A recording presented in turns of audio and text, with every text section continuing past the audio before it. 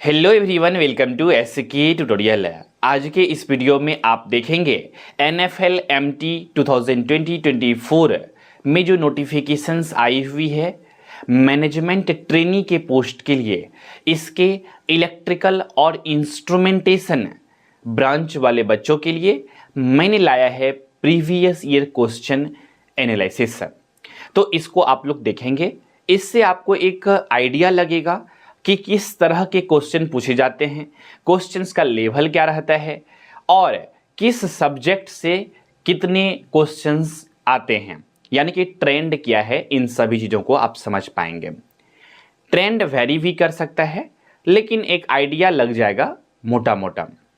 तो चलिए, उम्मीद करते हैं ये सभी चीज़ें आप लोग समझ गए होंगे। लेकिन इस वीडियो को डिटेल में शुरू करने से पहले मैं आप सभी से दो रिक्वेस्ट करना चाहूँगा। पहला, अगर आप लोग हमारे एसके ट्यूटोरियल यूट्यूब चैनल पे पहली बार विजिट किए हैं तो इस यूट्यूब चैनल को सब्सक्राइब कर लीजिए। और आप लोग लाइक शेयर जितना करेंगे, चैनल को जितना सब्सक्राइब करेंगे, उतना हमें मोटिवेशन मिलेगा।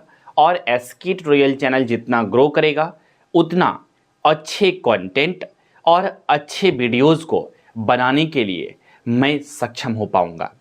तो उम्मीद करते हैं ये सभी चीज़ें आप लोग करेंगे।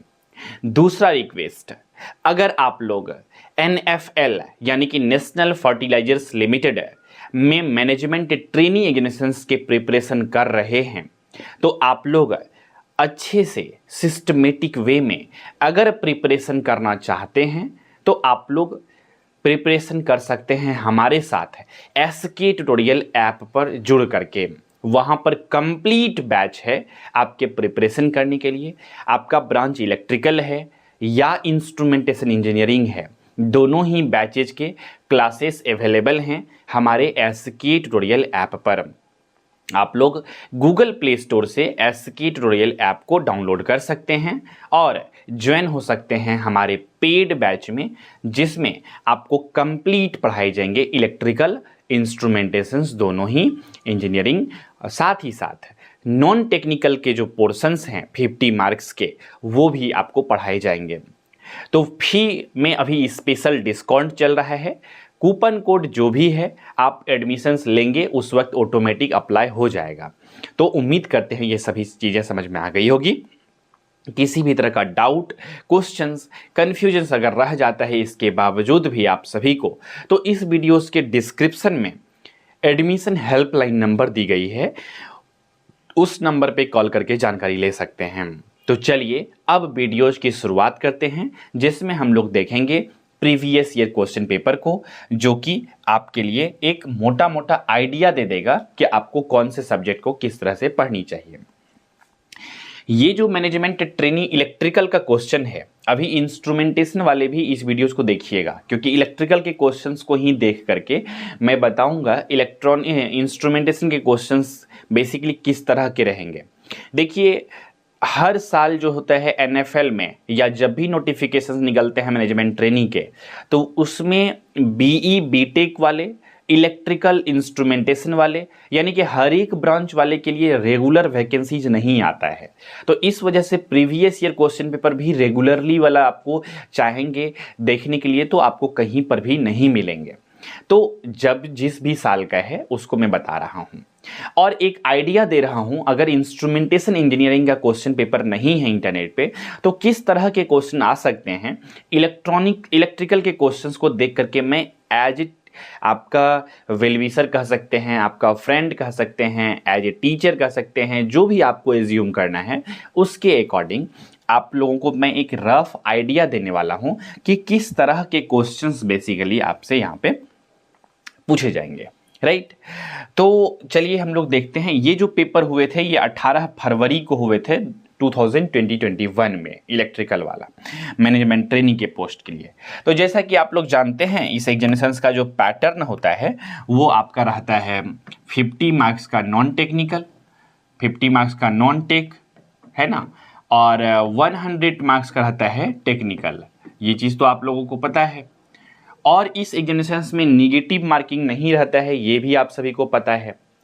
तो निगेटिव मार्किंग नहीं होने की वजह से पॉसिबिलिटी है कि अगर आपका ऑप्शन ऑप्शन जो मारने का कैपेसिटी है, यानी कि कह सकते हैं तुक्का मारने का कैपेसिटी जो है, आप क्वेश्चंस में तुक्का लगाते हैं ऑब्जेक्टिव क्वेश्चंस में, वो आपका सही हो जाता है अगर आप में ये कैपेसिटी है, तो उस तरह के बच्चों को इस एग्जामिनेशंस में फ़ायदा मिलते हैं, राइट।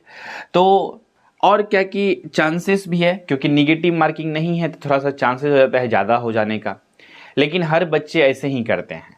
लेकिन जिसके पास नॉलेज है अल्टीमेटली सेलेक्ट वही होते हैं, तो आपको नॉलेज बेस्ड प्रिपरेशंस करनी है।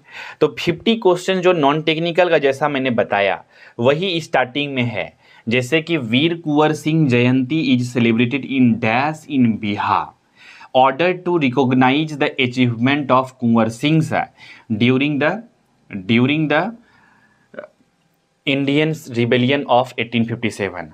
अब यहाँ पर यही सब क्वेश्चंस दिया गया है, आप लोग इस तरह के क्वेश्चंस को देख सकते हैं। ये जो प्रीवियस ईयर क्वेश्चन पेपर है टेक्निकल और नॉन टेक्निकल का, मतलब ये जो पीडीएफ है इसको मैंने अपलोड कर दिया है हमारे एसके ट्यूटोरियल ऐप पर, वहाँ पर आप लोग देख सकते हैं। हमारे जो पेड बैच हैं उसमें आपको कंप्लीट चीज़ें पढ़ाई जाएगी। पहले तो सिलेबस कंप्लीट कराए जाएंगे, साथ ही साथ प्रीवियस ईयर क्वेश्चन पेपर के एनालिसिस वाले वीडियोस भी लाएंगे। यहाँ पर तो सॉल्यूशंस अभी हम लोग नहीं देखेंगे, जस्ट हम लोग क्वेश्चन देखेंगे किस किस तरह के क्वेश्चंस आते हैं, क्वेश्चंस का लेवल क्या रहता है, किस सब्जेक्ट से ज़्यादा क्वेश्चन पूछे जाते हैं, राइट। सॉल्यूशंस किसी और वीडियोस में हम लोग यूट्यूब पे भी अपलोड कर देंगे डाल करके फ्यूचर में, लेकिन अभी फ़िलहाल हम लोग देखने वाले हैं क्वेश्चंस को, तो आप लोग पूरा लास्ट तक बने रहिएगा।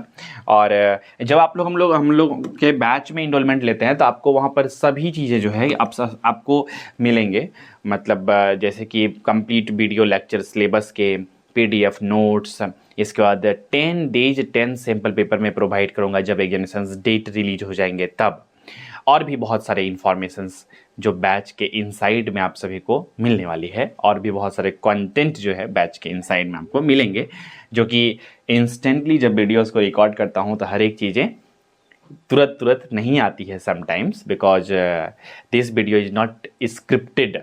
ये स्क्रिप्ट लिखता तो नहीं हूँ, डायरेक्ट कैमरा ऑन रहता है और कंटिन्यूसली बोलना होता है। तो खैर चलिए, जो भी इंपॉर्टेंट इन्फॉर्मेशन थी वो आप सभी को मिल चुकी है।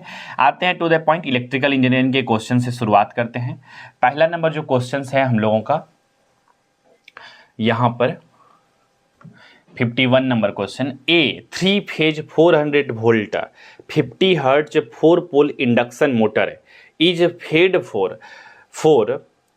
Fade from a 3 phase supply and runs of इतना speed, the frequency of the rotor EMF is, frequency कह रहा है फाइंड करने के लिए रोटर EMF का।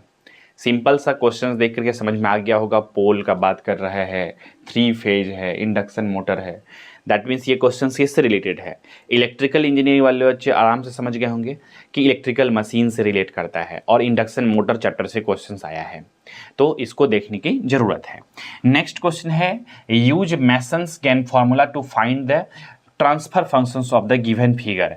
फिगर नहीं दिख रहा है क्योंकि एग्जैक्ट क्वेश्चन था नहीं, स्कैन करके किया गया है, तो फिगर नहीं है, लेकिन मेसन्स गेन फॉर्मूला जो कि हम लोग कंट्रोल सिस्टम में पढ़ते हैं उसका यूज करके कहता है आपको यहाँ पर ट्रांसफर फंक्शन को फाइंड करने के लिए, ठीक है, फाइंड द ट्रांसफर फंक्शन, तो यूज मेसन्स गेन फॉर्मूला का यूज करके। नेक्स्ट क्वेश्चन है, in a digital voltmeter a signal conditioning circuit is used. कहता है कि डिजिटल वोल्टमीटर जो होता है उसमें सिग्नल कंडीशनिंग सर्किट जो होता है यूज्ड किया जाता है डैश के लिए। क्वेश्चन सब आप देख पा रहे होंगे बहुत ज़्यादा लेवल के नहीं हैं, जो आपने BE BTech में पढ़ा है उसी लेवल का है। जैसे ये क्वेश्चन इंस्ट्रूमेंटेशन ब्रांच वाले बच्चों को ही पूछा जा सकता है। इंस्ट्रूमेंटेशन ब्रांच वाले बच्चों को सिर्फ इलेक्ट्रिकल मशीन और पावर सिस्टम नहीं पूछा जाता है, बाद बाकी मैक्सिमम सब्जेक्ट कॉमन ही रहते हैं इलेक्ट्रिकल के जैसे ही। तो आगे बढ़ते हैं हम लोग।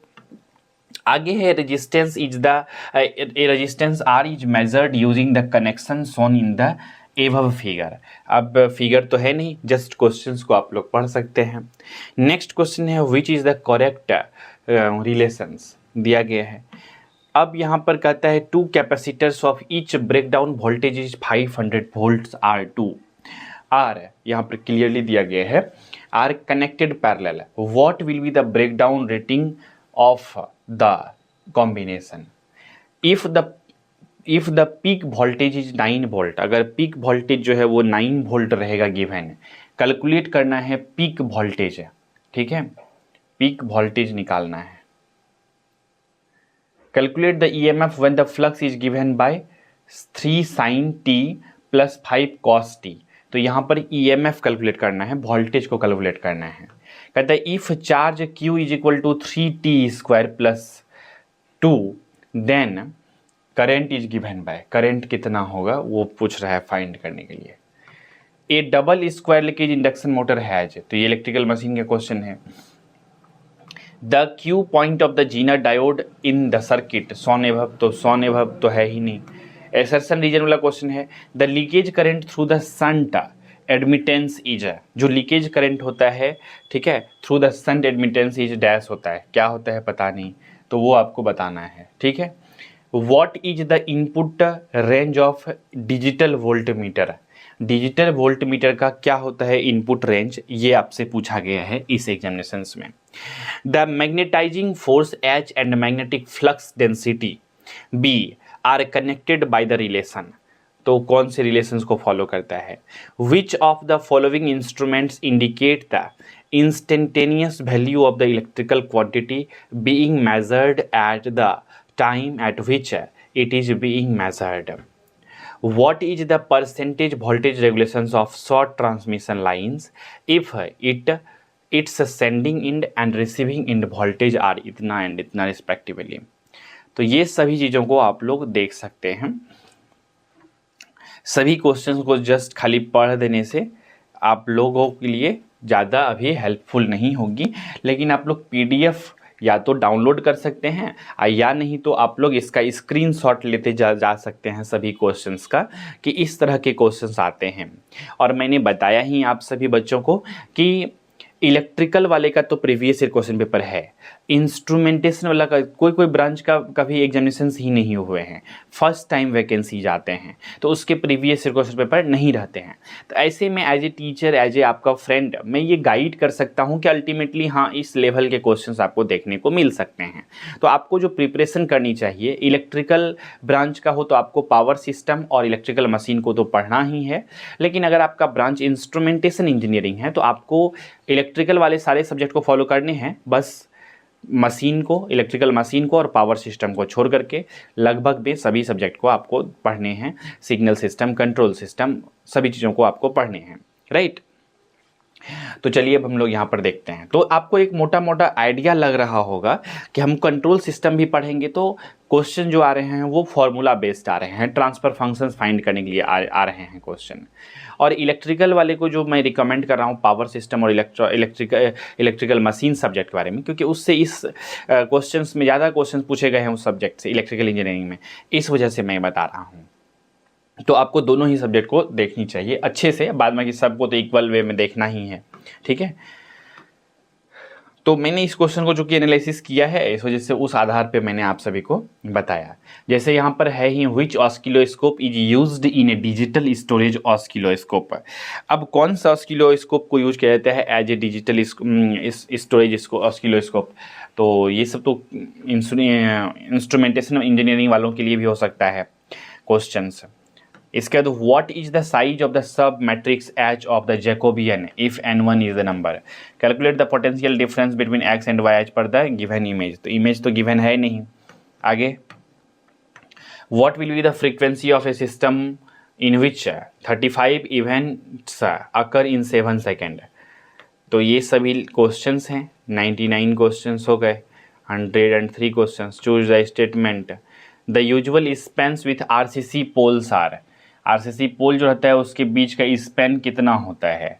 Gauss law for magnetic fields is given bye. अब देखिए ये इलेक्ट्रोमैग्नेटिक फील्ड यानी कि EMFT एक सब्जेक्ट आपने पढ़ा होगा, या EMT करके एक सब्जेक्ट पढ़ा होगा आपने अपने बीटेक के दौरान, तो वहाँ पे उससे रिलेटेड गॉस लॉ है। हालांकि गॉस लॉ हम लोग बेसिक फिजिक्स में भी पढ़ लेते हैं, लेकिन उस सब्जेक्ट में इंजीनियरिंग के दौरान आपने पढ़ा होगा, तो गॉस लॉ के बारे में भी पूछ लिया गया है। इसके बाद व्हीट स्टोन ब्रिज के बारे में पूछा गया है। तो Wheatstone bridge method, the bridge is said to be balanced when the current through the galvanometer is, क्या जीरो होगा तब, 0 एम्पियर करंट होगा तब क्या कहलाएगा, वो जो ब्रिज होता है वो बैलेंस्ड कहलाता है। ठीक है, तो ये सब बेसिक थ्योरेटिकल क्वेश्चंस हैं और हर एक चीज़ों को मैंने अपने पेड बैच में पढ़ाया है कि कब ब्रिज जो होगा बैलेंस्ड कहलाएगा, कौन से ब्रिज कौन क्या चीज़ को मेजर करता है। तो जो मैंने क्लासेस को लिया है वो हर एक एक्सपेक्ट को ध्यान में रखते हुए, हर एक इलेक्ट्रिकल इंजीनियरिंग या इंस्ट्रूमेंटेशन इंजीनियरिंग के चीज़ों को ध्यान में रखते हुए हमने वहाँ पर वीडियोस में पढ़ाया है। आपको क्लासेस जो है वहाँ पर मिल जाएंगे SK ट्यूटोरियल ऐप पर, और सिलेबस जो है वो विदिन द 1.5 मंथ हम लोग कंप्लीट करने वाले हैं। ऑलमोस्ट क्लासेस शुरू हो चुकी है तो सिलेबस भी ख़त्म होने ही वाले हैं। इस वजह से अगर आप लोग अभी भी ज्वाइन करना चाहते हैं तो ज्वाइन हो सकते हैं। सारे क्लासेस रिकॉर्डेड में अवेलेबल हैं, आप लोग देख सकते हैं वहाँ पे, राइट। चलिए आगे बढ़ते हैं हम लोग। According to Biot Savart law which parameters exhibits in the inverse relationship to the differential, those magnetic materials are best suited for making armatures and transformers cores which have permeability and hysteresis loss. 3 resistances, इतना calculate the crest factor, wire resistance given है, bent किया गया है circular form में। ये सब तो class 10th में भी पढ़े होंगे इलेक्ट्रिसिटी चैप्टर्स में, और बेसिक इलेक्ट्रिकल इंजीनियर हैं आप तो आपसे एक्सपेक्टेशन है कि ये सब क्वेश्चंस तो सॉल्व हो ही जाएंगे।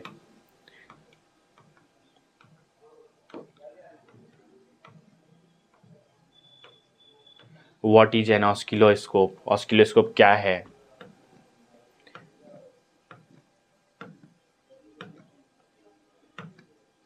तो हो गए इस तरह से टोटल जो है 150 क्वेश्चंस यहाँ तक थे। तो उम्मीद करते हैं सारे क्वेश्चंस को आपने देखा और एक बेसिक आइडिया आप लोग लगा पाएंगे कि क्वेश्चंस का जो लेवल रहता है वो किस तरह का रहता होगा। बहुत ज़्यादा टफ लेवल का नहीं रहता है, मतलब आपका कह सकते हैं इजी टू मॉडरेट रहता है। मेरा तो यही मानना है पेपर को देखने के बाद, इजी टू मॉडरेट रहता है। और क्वेश्चंस को आप लोगों ने भी देखा और आप लोग को भी एक कॉन्फिडेंस आया होगा कि हाँ इस एग्जामिनेशन में थोड़ा सा एफर्ट लगा के किया जा सकता है। नो डाउट ये एग्जामिनेशंस और ये जॉब बहुत ही बेस्ट है हर चीज़ के मामले में, सैलरी के मामले में भी और वर्क लोड और वर्क प्रेशर के मामले में भी, सब कुछ में बेस्ट है। सैलरी कोई भी, मुझे नहीं लगता है कि विदाउट गेट आप जब कोई भी जॉब में एंट्री लेंगे और आपका सैलरी जो है 80,000 प्लस रहेगा पर मंथ का, मुझे नहीं लगता है। मे भी होगा कोई ऑर्गेनाइजेशंस, कोई PSUs जो मेरे ध्यान अभी माइंड में नहीं है, लेकिन इसमें है 80,000 आपका सैलरी रहता है, लेकिन कुछ डिडक्शन होने के बाद आपका कुछ बेसिकली टैक्स वगैरह कटने के बाद, सारे डिडक्शंस हो जाने के बाद जो है वो आपको मिलते हैं इन हैंड, जो मिलते हैं वो 68,000 पर मंथ के अप्रॉक्स में आपके अकाउंट में क्रेडिट होते हैं। तो उम्मीद करते हैं ये सभी चीज़ें समझ में आ गई होगी। किसी भी तरह का डाउट है, क्वेश्चंस है, कन्फ्यूजन्स है तो आप लोग इस वीडियोस के कमेंट सेक्शंस में लिख करके पूछ सकते हैं। तो इसी विचार के साथ रखते हैं आज के इस वीडियो में बस इतना ही। मिलेंगे बहुत जल्द ही अगले एपिसोड में, तब तक के लिए नमस्कार, जय हिंद, वंदे मातरम।